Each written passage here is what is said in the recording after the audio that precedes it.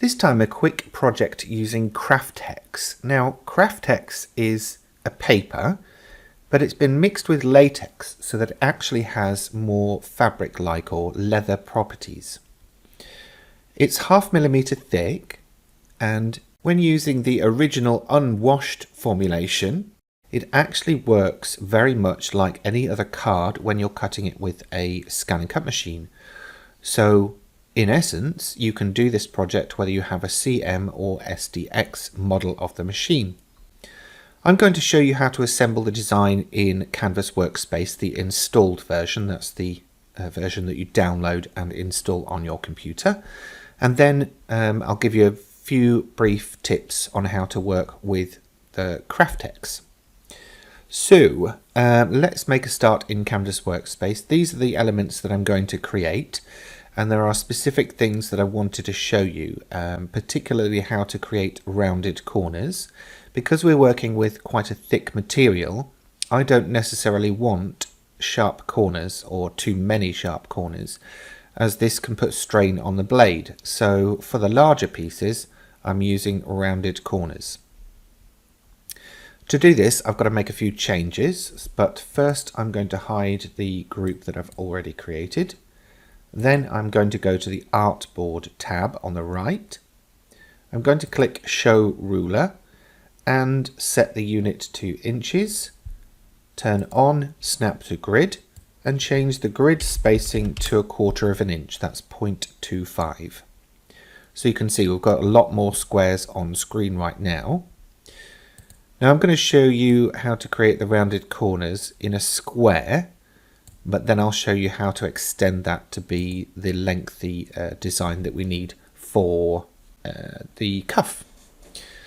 So first up, I'm going to start by clicking once at the halfway point across my cuff, which is going to be 2 inches, and that will give me my starting point plus this elastic band thing that comes out. To get the rounded corners, we basically want to start the corner 1 grid spacing back, so we would single click. Then we drag out that elastic band so it's diagonally across that square. Click and hold the left mouse button down while we drag that out 1 square down. That will then give us our rounded corner and the next elastic band piece. And then we do the same for the next corner.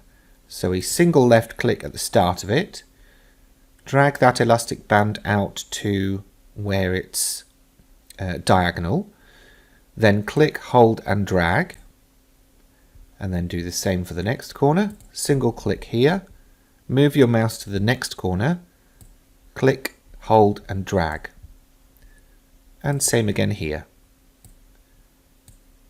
And then you would have that last piece that you would join up with your first point. So we now have our rounded corners, but how do we drag this out without distorting those corners? Well, with the object selected, click it again so that you enter the path editing tools. Drag a selection box around the bottom 4, and then I will zoom out. No, I won't. Yes, I will. And then use your down keyboard arrow to take it down to the size that you need. Now my wrist is, I've measured 8 inches, and I want to add maybe 1 inch on either end as well. So we're going to drag that down to 10 inches. Click anywhere on the mat to release. I'm going to apply a fill colour to that so we can see what we're doing.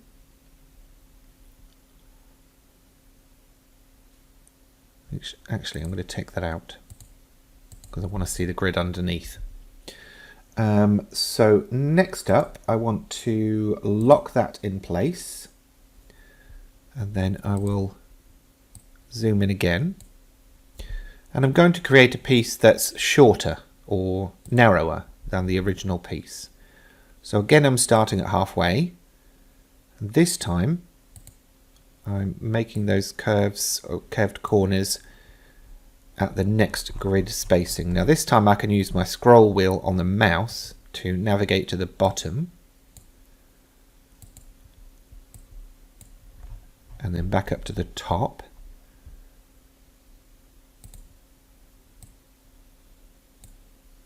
And then close that off. Okay, so we've got our 2 layers of cuff. Now we want to create the circles for the eyelets.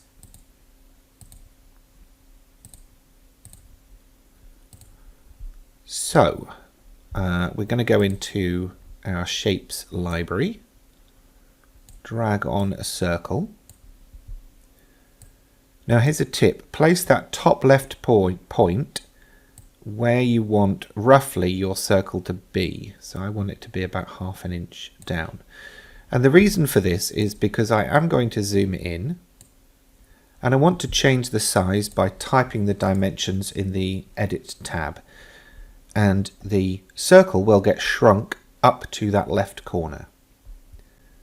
Now I want to actually start working in millimeters here for these smaller circles, so I change the units over. That's either in the display menu up here or the artboard tab here. Now for the little posts that I will screw my posts into no, for the holes that I'm going to screw the posts into, I want them to be 4 millimeters. So I'll create one and then copy and paste for the second one. And I'm using that snap to grid to line those up 1/4 inch in from either edge. And they are 1/2 inch down. Are they 1/2 inch down? 1, 2, no they're not. They're 3/4 inch down. I'm going to move them a bit further up. There we go. Now for the ones at the bottom, for our adjustable straps, I'm going to scroll down. I'm going to drag in a circle again. And again bring that top corner so it's in view. And these ones I want to be 5 millimeters. These are the ones that the posts are going to push through to hold the cuff in place. So again, I'm going to copy and paste. And then select both. Copy and paste again. And one more time so that I've got 6 in total. And they're spaced 1/2 inches apart. 1/2 inches? Is that even English? So that's what we've got so far. Now I want to duplicate these circles again. So I'm going to lock both of my bottom shapes, select all of those, Control V, and then I'll drag those over the top of the previous ones. Now why would I want to do that? Well, I basically want to be able to punch these through all of the shapes. Yeah, all of the shapes. So 1, 2, 3, 4, 5, 6, 7, 8. I should have grouped those, that would have made more sense. But I'm going to select, then in the Edit tab, subtract. Back in the Layers tab, select the remaining circles plus the bottom shape, and again in the Edit tab, subtract. Now if I apply some colour fill, you might see better what's going on. Let's drag that to the bottom.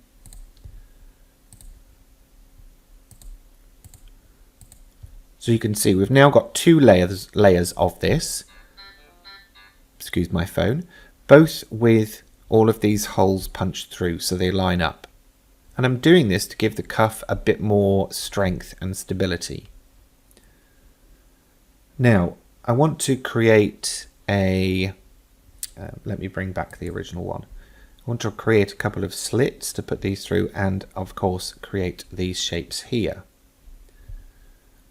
So let me move that up. Now I'm going to change back to inches.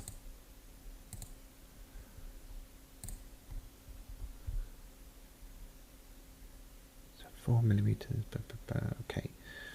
So we want a line going across here. That's easy enough with the path tool. So I'm going to go up here, click, and we've still got this snap to grid on, so it will fall in place naturally. Double click at the end to set that in place, and then copy and paste to create your next one. And I'll move that in place.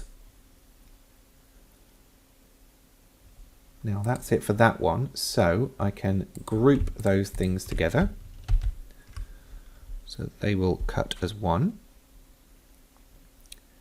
There's no more to do on the base one, so that's fine as it is.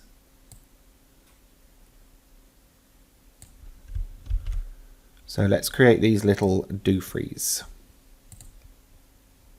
Now they are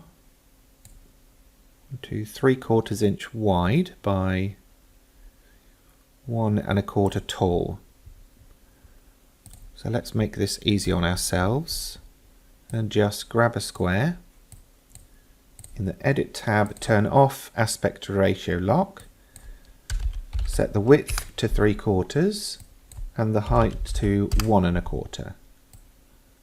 Oops, that'll be 1 1/2, John, not 1 1/4. Then we want a circle to punch through it, so we're going to grab one of those. We're going to turn back on maintain aspect ratio and set the size to 1/2 inch. Move that over so that it goes over half of the rectangle, and the same for the other side. Select both and then subtract. We can then duplicate that and apply a colour fill. Now, as I've said before, if I go a bit too fast in these videos on YouTube, don't forget that I have a full course over on Udemy. I will leave links in all of the relevant places so you can find that if you need a bit more personal tuition on using Canvas Workspace or the Scan and Cut. Now, everything is there ready to go. I am actually just going to delete the original one and save this. And then basically I will need to select everything and move it within the dashed red line, because I've been working to the edge of the design. But if I try and send it while things are outside that line, I will get an error message. So what I can do now is put 2 pieces of different coloured Kraft-Tex on the mat and cut these at the same time. So I will transfer that over, and then I'll show you how I've set the machine up. So I've got the 2 strips of Kraft-Tex loaded onto my mat. I am using a fabric mat, as it's the only mat I've got at the moment that's got strong tack. You can use your standard mats, but I've got to retack mine, so they're not really up to the job right now. Okay, so basically, yes, you can use your standard mat with CM models of the machine. So I'm going to retrieve the design from Wi-Fi, which is where I sent it from. And I've got the design there, but just to make sure everything's positioned correctly, I'm going to scan a preview of the sheet with the bits on. So that's going through.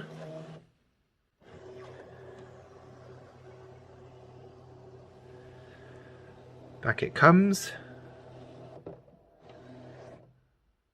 And we can then see that everything is where it needs to be. So we click OK, choose Cut, and you might want to do a test, and if you need to increase anything here, you can increase the cut pressure, cut speed, but I'm going to leave everything on auto for now because I'm using an SDX model. You will need to do a couple of test cuts with your CM models, but I'm just going to send that off to cut. Okay, the cutting has finished, so okay, unload mat, then we can take it out and start removing the Kraft-Tex.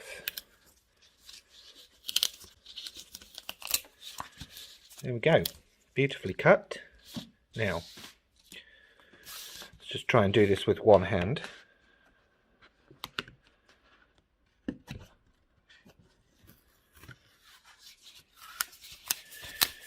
Now when you've got it off the mat, there's a couple of things you're going to want to do. You're going to want to scrunch it up and keep re-scrunching and scrunching and scrunching and scrunching and battering it and shoving it into things and doing whatever you can to distress it. This is what's going to give us that leather look that we wanted from this material. Once you've finished scrunching, what you're going to do is get it in some water and soak it, and then dry it flat-ish, and then press it with the iron. You can also run it through your washing machine on a regular clothes cycle. Soap or unsoaped, doesn't matter. Maybe even chuck it through with a pair of jeans or some old towels. This colour won't run, but your colour from your jeans might run into it, which will give you a different look. And then, yes, like I say, dry flat and then give it a loose press with the iron, and I will come back and show you what result that gives you.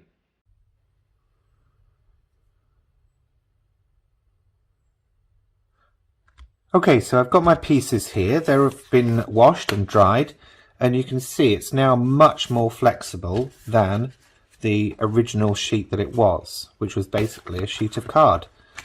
It's now got the properties of sort of a leather or a textile. So I'm going to need some extra bits now. So I've got some fabric glue, got some clips, and I've got the hardware that's going to form the closure and the decoration. So the closures, we've got hitch fasteners. These packs come from Tim Holtz. However, you can buy them in bulk from obviously places like Amazon. So I'm going to use one of those. Excuse me. And these were basically split rings, antique brass. And I got those to match the fastenings. So I'm going to need 2 of these little bad boys. Let me get a little tray to put them in and they won't run away. And I will need 2 of these little monkeys. 1, 2. There we go. So for the decoration, basically I want this split ring to sit in the middle here, and I want those to catch hold of it. So what I'm going to do with these is feed them through, fold them over, and then glue them in place. So let's get me some glue going on.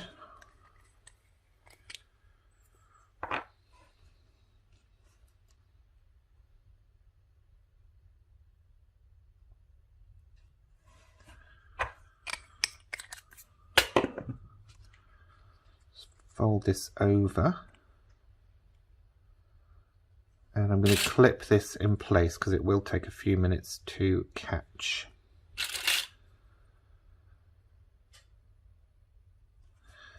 I'll do the same with the other side.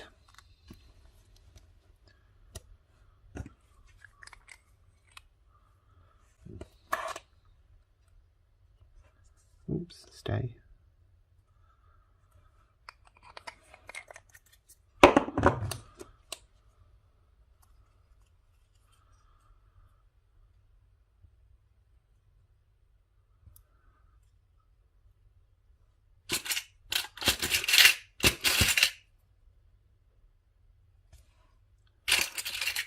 One more clip, and then we can leave that to dry. So there we go. That's everything clipped in place. Now for these, I am intending to actually try and stitch down the outside edge. So I want to leave a space where there is no glue. So I'm going to apply the glue down the centre, and obviously either side of these holes, to make sure they stay in place. And I will need to leave some space to insert my fastenings.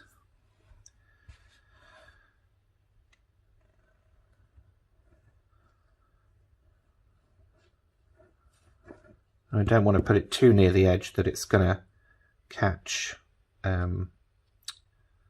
the slots.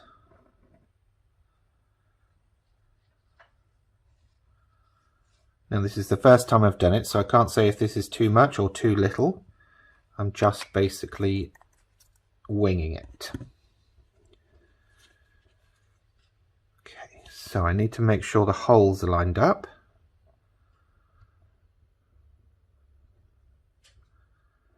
At both ends, and try and avoid getting my fingers covered in glue.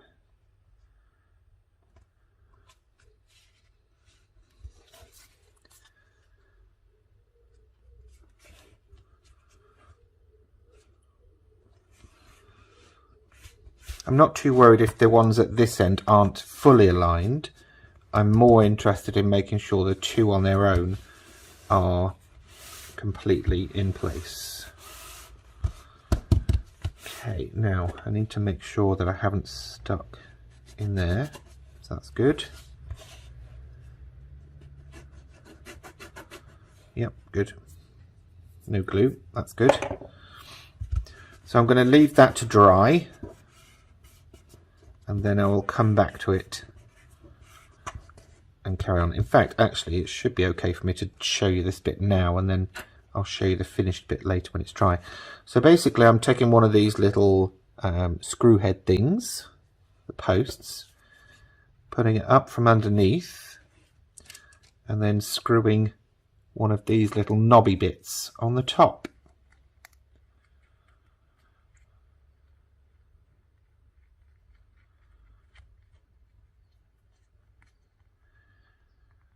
I'm going to do this finger tight for now, but it does have a flathead screw head, so you could potentially tighten it a bit more if you need to.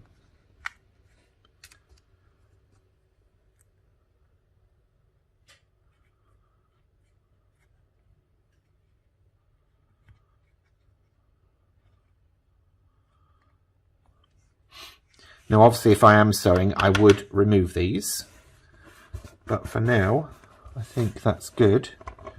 And then basically obviously this will fold around and you'll put those knobby bits through the holes. It will be a bit tight on your first go, and that is fine, but as the fabric leather gives way, you should be able to get these through a bit better.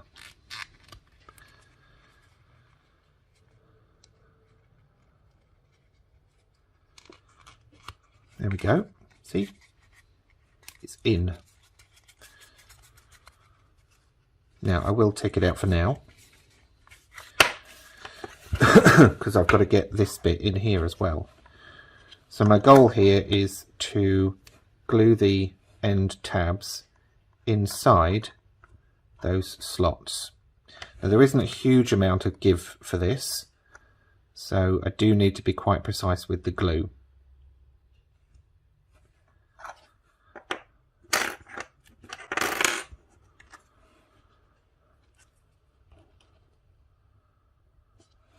Basically, this is what I will end up with, hopefully.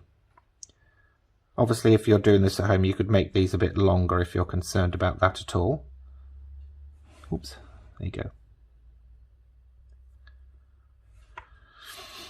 So, let's see if I can manage this without completely mucking it up.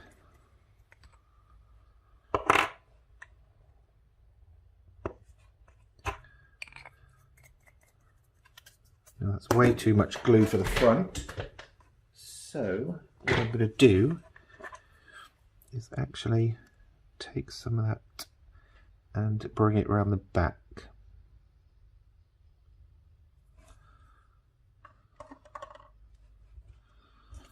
Then I'm going to try and open this up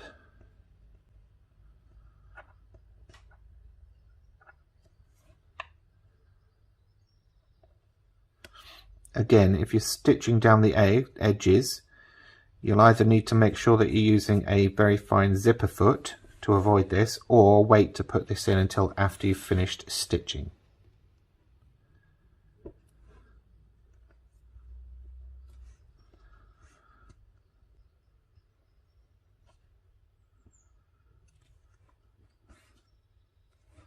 Okay.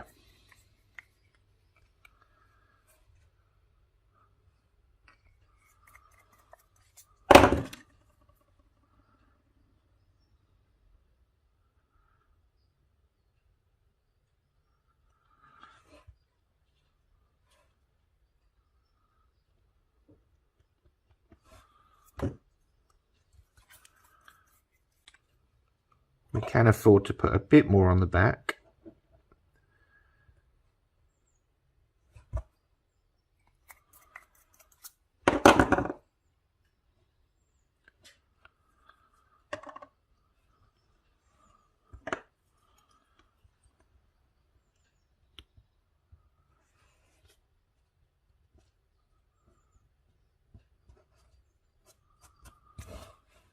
Okay, that's in. I might see if I can they reach? No, they can't. Let's see if I can find my other clips. Yes, I can.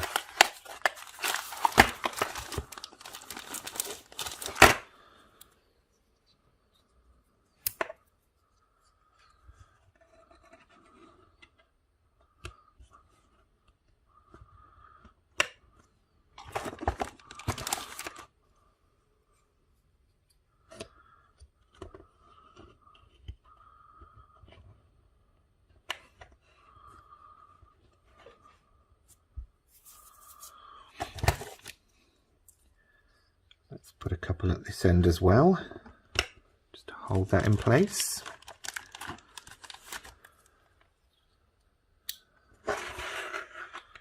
Might be able to slide that one up. There we go.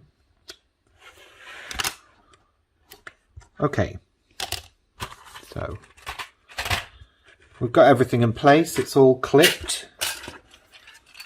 Let's leave that to dry, and I will come back in a very short second. Just while that dries, a couple of quick things about Kraft-Tex. It's widely available in the UK and the US. I'm not 100% sure about other territories, but a quick Google for Kraft-Tex, CRFTEX, should come up with a whole bunch of results that you can look at. The version that I'm using is unwashed, original unwashed. You'll see some for hand-dyed pre-washed, you'll see some for pre-washed, but I highly recommend the unwashed version because that's the version that acts like cardstock when you're cutting it with your scan and cut. The other versions that are pre-washed will already have the fabric qualities that you've seen me share in the previous video, or earlier in the video, sorry. Now, Kraft-Tex has been around since about 2013. It was launched by C&T Publishing, and you can find a video on YouTube from them explaining the benefits of Kraft-Tex. I will link to it in the top right corner of this video. They do have some free projects on their website as well, ctpub.com. This mini suitcase is kind of cool. But yes, a bunch of free projects for you to use if you want to. And in the UK, the best source that I've found is Budley Crafts, so faux leather paper fabrics section of their website. And whilst they do have the pre-washed, much further down the page you will be able to find the original unwashed versions. Price obviously depends on how much you are buying, and somewhere I did see a sampler pack, so you can buy a 5-colour sampler pack, 10 sheets for £17.99, and I could get a minimum of 2 cuffs from 1 sheet, so don't know whether that works out as good value, but as a non-animal alternative to leather, it's a good buy in my opinion. Anyway, back to the point. And so we went from this to this. That's my cuff completed. How fabulous. I would definitely make these tab bits a bit longer or move the cut lines closer here, as there's not too much space for those to go in. Perhaps even stitch across there as well. But this stuff is great. You can stamp on it as well with permanent dyes. You probably want to do that, I don't know, before you wash it. If it's a permanent ink, it should stay on after a short cycle. But other than that, job done. Oh, and you can paint on this stuff too. Check out the website that I mentioned earlier and have yourself some fun. Okay, that's it for this one. Thanks for watching. Please remember to give the video a thumbs up and of course subscribe to the channel. In the meantime, thank you for watching.